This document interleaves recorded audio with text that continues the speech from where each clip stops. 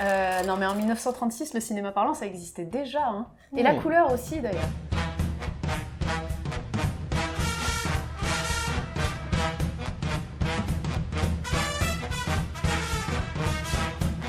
Il existe une règle tacite lorsque l'on va jouer au casino pour la première fois. Se fixer un montant à dépenser et ne le dépasser sous aucun prétexte. Et cette règle est également valable lorsque l'on a une tasse en guise de caboche. Malheureusement, Cuphead et son acolyte Mugman n'étaient visiblement pas au courant lorsqu'ils sont partis flamber au casino du coin. Casino tenu par le très classieux King Dice, qu'on pourrait traduire par Roi Dédé en français, ce qui est carrément moins classe.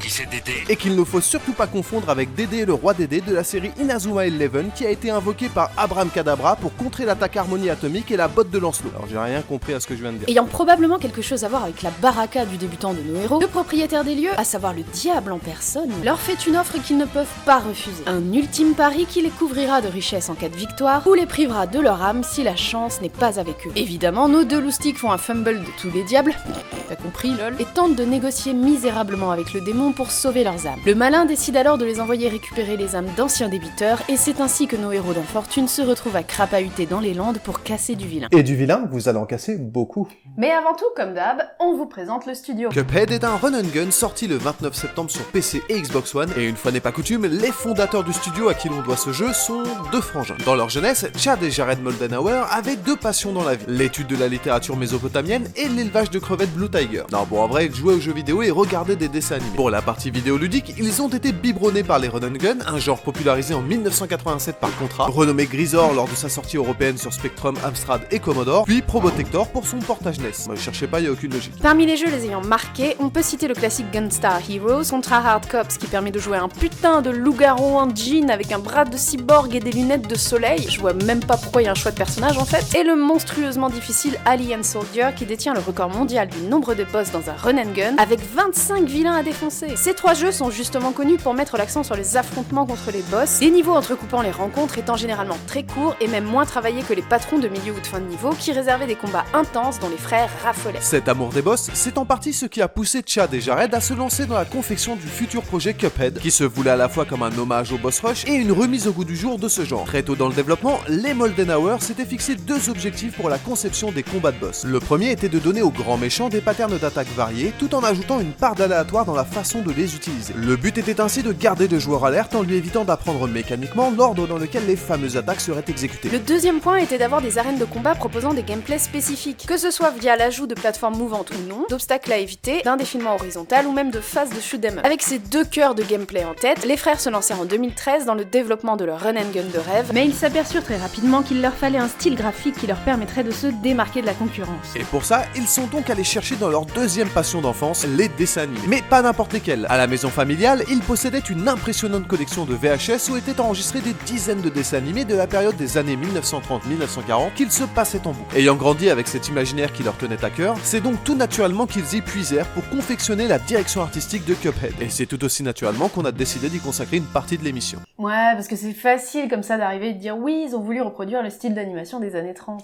Mais du coup, comment ils définissent eux-mêmes ce style? Au niveau du design, Jake Clark, un des animateurs et chara-designer du jeu, le décrit comme simplifié, en perspective, c'est-à-dire qu'on doit pouvoir tourner le personnage dans tous les sens, son aspect est pensé en 3 dimensions, avec des formes arrondies, utilisant le style rubber hose, en français ça veut dire tuyau en caoutchouc. C'est cette capacité qu'ont les personnages de cartoon à être très souples et à s'étirer quasi indéfiniment pour revenir à leur forme originale en étant secoués comme des flancs ou des accordéons. Joseph Coleman, quant à lui, ressentait devant ses dessins animés un sentiment de, ouvrez les guillemets, gracieuse imperfection, fermez les guillemets, que l'équipe a décidé de traduire par un tournage à 24 dessins par seconde au lieu de 25. Ce qui était d'ailleurs typique des années 30 puisque ça correspondait à la cadence des pellicules incluant le son. D'ailleurs, la bande originale, largement dominée par le jazz bien sûr, se devait également d'être omniprésente et la plus synchronisée possible.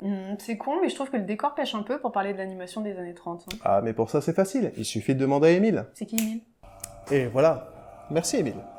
Par contre, je suis encore tombée malade. Ça c'est la clim dimensionnelle. Émile Reynaud, pour faire bref, c'est l'inventeur du praxinoscope et du théâtre optique. Ce dernier utilise un système de miroir grossissant des petits dessins semi-transparents projetés sur un décor qui était lui-même projeté par une lanterne magique. Alors ok, c'est un peu technique, mais c'est grâce à ce système qu'il deviendra le premier réalisateur de dessins animés dans un théâtre, avant même les Frères Lumière. Et comme vous pouvez le voir, il a également inventé la téléportation. Alors, on va pas vous refaire toute l'histoire du cinéma d'animation, ni même du cinéma tout court d'ailleurs. C'est pas qu'on n'a pas envie, mais si on le fait, la vidéo va durer 3 plombes. Bon, du coup, on est un peu obligé de partir du principe que vous n'êtes pas trop perdu quand on vous parle de lanterne magique, de folioscope et de phénakistiscope. Ouais, je me suis entraînée pour dire ça d'un coup. Le concept auquel on ne pense pas forcément naturellement, mais qui est pourtant novateur avec l'apparition de l'animation, c'est qu'on ne cherche plus à capturer le mouvement, comme avec le cinéma, mais à le créer de toutes pièces. Cette élaboration pure permettra de véritables émulsions cérébrales et créatives, et ce dès le premier dessin animé d'Emile Cole, Fantasmagorie, dont la mise en scène est complètement surréaliste. Cette abolition des lois physiques, c'est un des éléments fondateurs des cartoons du milieu du XXe siècle. Et du fameux Rubber Hose dont on vous parlait tout à l'heure. Mais vu qu'il s'agit de l'inspiration principale du studio, laissez-nous vous parler du plus grand rival de Disney. Alors non, on ne parle pas de DreamWorks, mais des frères Fleischer. Ces gars-là ont révolutionné l'industrie naissante du cinéma d'animation et même celle du karaoké. Ils ont inventé le principe de Bouncing Ball, tu sais, le petit indicateur qui te montre quelle syllabe chanter. À l'époque, c'était évidemment réalisé en dessin animé et les gens chantaient au cinéma. Max, Dave et Lou Fleischer sont musiciens, amoureux des arts graphiques et ont une tendance très bricolo sur les bords. C'est en découvrant les œuvres de Winsor McCay qu'ils tombent amoureux du dessin animé. Ils s'intéressent de près aux techniques de leur époque et Max imagine un procédé de recopie de prise de vue réelle qu'il appellera rotoscope et qui permettra aux techniques de dessin animé de faire un incroyable bond en avant. Il s'agissait d'un écran de verre dépoli derrière lequel était monté un projecteur assurant le défilement image par image d'une prise de vue réelle. Chaque image était alors projetée et agrandie sur le dépoli qu'il suffisait ensuite de décalquer. Le tout donnait à leur personnage des mouvements très précis et fluides et surtout cela aidait à la synchronisation son et image, ce qui deviendra d'ailleurs leur spécialité lorsqu'ils travailleront sur les cartoons de la Paramount. J'ai bien dit cartoons et pas cartoon. Max Fleischer est également l'inventeur du Stereoptical Process qui utilise une véritable maquette de décor dans un dessin animé, permettant des impressions de profondeur, voire de la 3D, ce qui était évidemment complètement ouf pour l'époque. D'ailleurs, ça datait d'avant la célèbre caméra multiplane de Disney, mais la plupart des gens l'ont malheureusement oublié. Bref, le business des frangins tombe plutôt bien après s'être fait remarquer par la Paramount grâce à leurs premières œuvres, dont Out of the Inkwell et Betty Boop. Ils accumulent les contrats et font carrément de l'ombre à Tonton Walt. En fait, les frères Fleischer, c'était vraiment des ingénieurs. Ils étaient beaucoup plus portés sur l'innovation technologique. Alors que Disney, lui, c'était vraiment un conteur d'histoire et une bête marketing aussi. Et oui, même si les frères Fleischer sont les papas de personnages incontournables encore aujourd'hui, le grand public a beaucoup plus accroché à l'univers plus sérieux, théâtral et enfantin de Disney. D'ailleurs, en se limitant à la même époque, on est sûr que vous êtes capable de nous citer beaucoup plus de personnages du lore de Disney que celui des Fleischer. Il faut dire que là où les frangins s'amusaient avec des techniques et des univers complètement loufoques et carrément lugubres, Disney voyait grands spectacles et théâtres et bon, il était carrément bon en com, faut le dire. Et pourtant, les frères Fleischer sont aussi les premiers à avoir créé des dessins animés basés sur des comics, tout d'abord en animant Popeye, puis en créant la première série de dessins animés Superman. Quoi qu'il en soit, 1937 sera marqué par la sortie du Blanche-Neige de Disney qui amorcera le déclin des frères Fleischer. Pour ne rien arranger à la chose, Dave, Lou et Max Fleischer avaient eux-mêmes sorti leur propre version de Blanche-Neige quelques années auparavant, ainsi qu'une adaptation de Cendrillon. Bon, ok, c'était pas du tout la même ambiance et c'était des dessins animés au format court. Petite anecdote qui enfonce un peu plus le clou, même si les studios le démentent encore aujourd'hui, les rumeurs racontent que dans son film, Walt Disney utilise un rotoscope. Genre le mec, quand il veut te pourrir, il y va pas à moitié. Le pire, c'est que nos frangins avaient flairé le filon puisqu'ils avaient déjà proposé des idées de long métrage dès 1934, qui avait été refusé par la Paramount, qui prétextait que le public ne serait pas prêt. Ah bah bravo les gars. Bravo. Les frères contre-attaquent en créant leur propre long métrage en 1939, n'ayant que 18 mois et 200 personnes pour bosser dessus, alors qu'ils avaient demandé 700 animateurs à la Paramount. Les Voyages de Gulliver sort le 18 décembre 1939 et connaît un assez grand succès en fait. Mais les Fleischer avaient dépassé le budget prévu, tu m'étonnes, ce qui n'a pas plu du tout à la Paramount qui leur demanda des comptes, plongeant leur société dans des difficultés financières dont ils ne se remettront jamais vraiment. Leurs salariés se mettent alors en grève et pour couronner le tout, ils décident pour la plupart d'aller bosser chez Disney. Morale tristounette de l'histoire, le marketing c'est comme Sega, c'est plus fort que toi. Et là, je vois les petits malins qui vont arriver en mode « Mais Osmosis! Mais comment pouvez-vous être sûr que l'inspiration principale du studio, c'était bien ces petits Fleischer ?» En fait, on est revenu. Ah oui. Comment on peut en être sûr ? Il y a plein d'indices partout dans le jeu. L'île où se déroule l'action de Cuphead s'appelle Inkwell Island. Or, la première série des frères Fleischer, tout comme leur premier studio, s'appelait Out of the Inkwell. Le décor utilisé dans Jimmy the Great est réalisé en Stereoptical Process. Cette ambiance lugubre, c'est l'une des marques de fabrique des frangins. D'ailleurs, Betty Boop s'est déjà retrouvée en enfer, et regardez la tête du diable. Ah oui, elle est en nuisette, mais c'est parce que c'est Betty Boop, quoi. Le capitaine Brian Beard est clairement une référence à Brutus dans Popeye. Et Sally Stage Play fait carrément penser à Olive Oil. Et Et pour finir de vous convaincre sur les personnages, sachez que King Dice a été officiellement inspiré par le mythique jazzman Cab Calloway. Les Fleischers se sont énormément servis de ces chorégraphies pour faire danser leurs personnages en utilisant le rotoscope. De plus, lorsque vous vous faites botter les fesses par King Dice, ce dernier utilise le IDEO si caractéristique de Cab Calloway. Le dragon Grim Matchsticks fait référence à Grim Natwick, l'animateur à l'origine de la création du personnage de Betty Boop. Et là, vous allez nous dire, oui, mais sur la scène d'intro, le livre qui s'ouvre, ça fait vraiment penser à Disney. Et puis d'abord, il y a écrit que c'est distribué par Acme.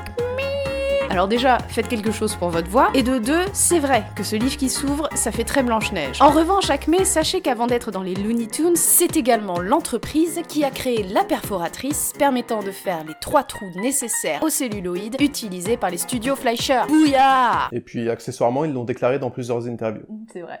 Mais maintenant, place au jeu. Oh, vous devriez le savoir depuis le temps, rien n'est jamais simple quand on perd son âme dans un pari face au diable en personne. Du coup, quand ce dernier vous envoie jouer les recouvreurs de dettes, autant vous dire que les débiteurs sont non seulement nombreux, mais qu'ils savent se défendre farouchement. Et ça, Cuphead ainsi que son acolyte Mugman vont la prendre à la dure en affrontant un bon paquet de boss prêts à en découdre. Heureusement, leur théière de papy leur confère de quoi se défendre. Comme dans tout run and gun qui se respecte, nos 2 infortunés héros seront capables de tirer dans 8 directions différentes, d'effectuer un dash et de bondir avec agilité. En parlant de sauter, en appuyant une nouvelle fois sur la touche de saut, vous serez capable d'effectuer une parade sur les objets et projectiles de couleur rose. Cela vous permet à la fois de les détruire dans le cas des projectiles et surtout de rebondir sur ces éléments, vous donnant donc un nouvel élan salvateur. Bien entendu, les mugs ambulants disposent d'une attaque spéciale qu'ils pourront déclencher lorsque la jauge en bas à gauche sera suffisamment pleine. Et l'effet de ce spécial sera d'ailleurs directement lié à l'arme que vous utilisez. Niveau armement, en plus du piou-piou de base, vous pourrez acquérir de nouvelles armes dans l'échoppe d'un lointain cousin du marchand de Wonder Boy. Ces armes auront chacune leur force et leur faiblesse, comme le triple tir à portée limitée ou le tir autoguidé faisant en contrepartie moins de dégâts. Outre ce souci d'équilibrage, vous remarquerez assez vite que certaines armes sont plus adaptées à un combat de boss spécifique et il ne faut donc pas hésiter à changer régulièrement votre équipement, sachant que vous ne pourrez embarquer que 2 types d'armes pendant le combat. En plus des guns, il sera possible d'obtenir des amulettes octroyant divers effets, comme la possibilité d'avoir un point de vie supplémentaire au prix d'une légère réduction de dégâts, ou cette bombe de fumée qui rend votre personnage invincible lors du dash et qui est d'ailleurs quasi indispensable. Par contre, nos tasses n'aimant pas trop le style pimp, elles ne pourront s'équiper que d'une amulette avant le combat. Pour terminer, sachez que vous pourrez débloquer de nouveaux types de super attaques aux effets divers moyennant un petit tour dans les mausolées du coin. Dans ces derniers, vous devrez défendre une urne funéraire contre des fantômes un peu trop enthousiastes. Ces derniers sont insensibles à vos armes et ne pourront être renvoyés dans l'au-delà que grâce à la fameuse parade sautée. En tout, vous disposerez d'une palette de mouvements et d'attaques tout à fait complète pour affronter les nombreux boss qui se dresseront sur votre chemin. Un chemin qui sera d'ailleurs matérialisé par une map monde découpée en plusieurs îles ayant une thématique propre. Afin d'accéder à l'île suivante, vous devrez d'abord montrer patte blanche au charismatique King Dice en triomphant de tous les boss de l'île sur laquelle vous évoluez. Et cela ne sera pas une mince affaire. Car oui, Cuphead est exigeant, du genre à vous faire bouffer la manette. Tout comme les titres dont il s'inspire, Cuphead est assurément un boss rush, les affrontements contre les grands patrons constituant la colonne vertébrale du jeu. Et si on avait un peu peur que le nombre important de boss installe une certaine répétitivité dans l'action, force est de constater que les frères Moldenhauer maîtrisent leur sujet. Ainsi, chaque boss disposera non seulement d'une arène dédiée qu'il vous faudra rapidement appréhender, qu'il s'agisse d'un tableau fixe ou mobile, ou d'un niveau soumis à un scrolling horizontal ou vertical. Certains combats prendront même la forme d'un shoot 'em up où notre service AT ambulant troquera ses guibolles contre des aéronefs de fortune. Les boss disposeront de patterns d'attaque et transformations variés qui se renouvelleront constamment d'un combat à l'autre. Bien entendu, chaque boss est une réussite artistique qui n'aurait pas dépareillé dans un dessin animé des frères Fleischer, et leurs attaques et transformations sont à la fois un véritable régal pour les yeux et un hommage aux matériaux d'origine. On en vient même parfois à pester contre l'intensité des combats juste parce qu'ils nous empêchent de profiter pleinement du travail des artistes. Car oui, même s'ils ne durent généralement que 2 à 3 minutes, les combats sont réellement intenses et reposent principalement sur la mécanique de Die and Retry. En plus de leur game design, l'une des principales forces de ces rencontres vient dans la part d'aléatoires contrôlés dans leur pattern. En effet, contrairement au run and gun traditionnel, les boss de Cuphead changeront constamment l'ordre de leurs attaques d'un combat à l'autre, si bien qu'il ne sera pas rare de découvrir une toute nouvelle attaque entre 2 affrontements contre un ennemi qu'on pensait déjà connaître. L'apprentissage du gameplay se fait donc à la dure et le joueur se doit d'être constamment alerte pour espérer triompher des méchants. Mais le jeu est loin d'être injuste pour autant, les vilains donnant suffisamment d'indices visuels et sonores pour anticiper un minimum leurs prochains mouvements, et ce dès les premiers affrontements. Et si vous buvez la tasse en cours de route, vous aurez droit à un petit graphique indiquant votre progression à travers les différentes phases du boss en cours, et le chemin qu'il vous reste à parcourir pour remporter la victoire. Un moyen simple et efficace de vous encourager à continuer la partie. Pour finir, sachez que chaque boss peut se jouer en difficulté dite simple, dans laquelle le belligérant se montrera moins féroce, vous épargnant généralement sa phase finale. Alors par contre, King Dice n'acceptant pas le travail bâclé, une victoire en difficulté simple ne comptera pas pour accéder à la zone finale. Ah bah oui, progresser dans Cuphead, ça se mérite. En plus des des boss, Cuphead dispose de niveaux plus classiques peuplés d'ennemis que vous devrez traverser de bout en bout. Ils vous donneront l'occasion de récupérer 5 pièces de monnaie disséminées dans le stage afin de pouvoir effectuer de nouvelles emplettes chez le marchand. Bien qu'en nombre réduit, ces stages ont bénéficié du même soin que leurs homologues mettant en scène les boss, aussi bien au niveau artistique que du design. Ils vous offriront également un challenge tout à fait honnête et quelques passages très inspirés et référencés. A noter que contrairement aux boss, il n'existe pas de choix de difficulté pour ces niveaux. Mais du coup, si ce jeu fait l'objet d'un récap, cela voudrait-il dire... Qui posséderait un mode de joueur?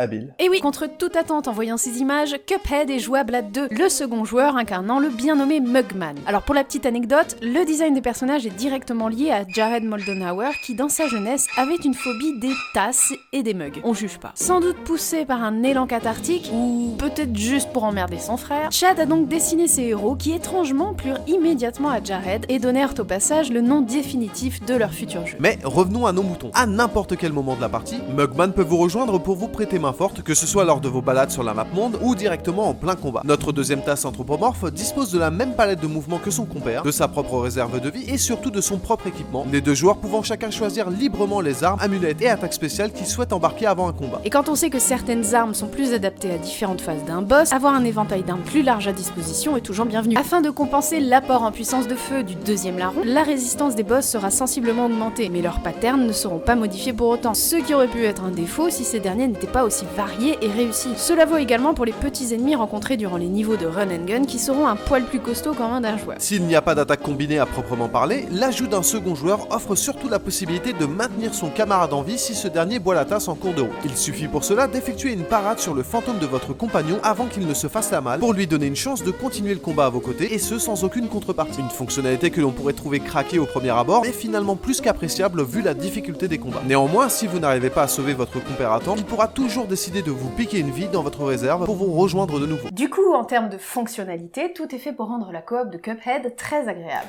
Mais à l'usage, on est obligé de tempérer légèrement notre enthousiasme. Alors que ce soit bien clair, même si comme d'habitude on aurait préféré un poil plus d'interaction entre les deux personnages, le soin apporté dans la coop de Cuphead fait qu'elle se démarque aisément d'un simple mode de joueur, et ce pour toutes les raisons mentionnées précédemment. Manette en main, même si les combats se déroulent fondamentalement de la même manière, le plaisir de bastonner du gros méchant à deux est bien présent, y compris lorsqu'on meurt en boucle. Mais il existe deux petits soucis qui viennent légèrement noircir le tableau. Soucis qui sont malheureusement récurrents sur ce type de jeu et que nous avions déjà évoqués sur Enter the Gungeon et plus récemment sur Nex Machina. La gestion de la caméra et la lisibilité de l'action. Il faut savoir que le premier point ne concerne finalement que le niveau en run and gun. Pendant ces niveaux, la caméra n'adapte pas son niveau de zoom en fonction de l'éloignement des héros. Sachant que la caméra est relativement proche de l'action, cela contraint donc les deux joueurs à rester assez proches les uns des autres sous peine de ne pas pouvoir anticiper suffisamment les ennemis et projectiles hors champ. Plus problématique, certains niveaux vous obligent à sauter sur des plateformes qui s'effondrent sous votre poids et elles ne réapparaissent pas par la suite. Si l'un des joueurs s'engage donc dessus sans attendre son compagnon, ce dernier peut dès lors dire adieu à une portion de sa vie. Le second point concerne la lisibilité de l'action. Aussi riche et plaisant qu'il soit pour les mirettes, Cuphead est un jeu très chargé visuellement, et la débauche d'entités animées et d'effets crayonnés peut parfois nuire à la visibilité générale. Dans ce genre de cas, la présence d'un second joueur surcharge un peu plus l'affichage à l'écran, tout en constituant une information supplémentaire à prendre en compte dans le feu de l'action. Bah oui, si vous tenez à votre camarade, vous devez constamment surveiller son positionnement pour pouvoir rattraper son fantôme en cas de besoin. Alors, on a bien conscience que ces deux points ne sont au final que des conséquences logiques de l'ajout d'un mode coop dans un run and gun, et qu'avec un peu d'entraînement et de coordination, ils ne seront plus vraiment gênants. Néanmoins, il nous semblait important de les mentionner avant de passer à la conclusion. Cuphead, ça déchire. Le pari des frères Moldenhauer qui consistait à remettre au goût du jour les run and gun exigeants de type boss rush est remporté haut la main. Et en ce qui concerne l'hommage à l'animation de la période des années 30, il est tout simplement saisissant. À nos yeux, le jeu fait un quasi sans faute, tient toutes ses promesses et justifie amplement ses 4 années de développement. On salue également le travail effectué sur la coop, même si les points mentionnés précédemment peuvent faire passer l'expérience de fun à réellement frustrante sur certains passages. Mais malgré toutes ces qualités, on réservera Cuphead aux joueurs ayant bien conscience qu'il s'agit d'un jeu exigeant, dont les combats vous maintiendront constamment sous pression et où chaque victoire s'arrachera au prix d'un nombre incalculable de défaites. Et même si la coop peut aider à faire passer la pilule, elle n'aura finalement qu'un impact mineur sur la difficulté globale du titre que l'on réservera aux joueurs avertis. Sur ce, cet épisode est maintenant terminé. Merci à tous de l'avoir suivi.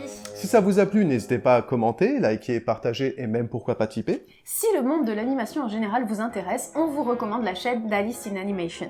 Nous, on remercie tout particulièrement le musée d'animation d'Annecy de nous avoir ouvert ses portes, n'hésitez pas à y faire un tour. Et sur ce, on vous dit à la prochaine. Au revoir.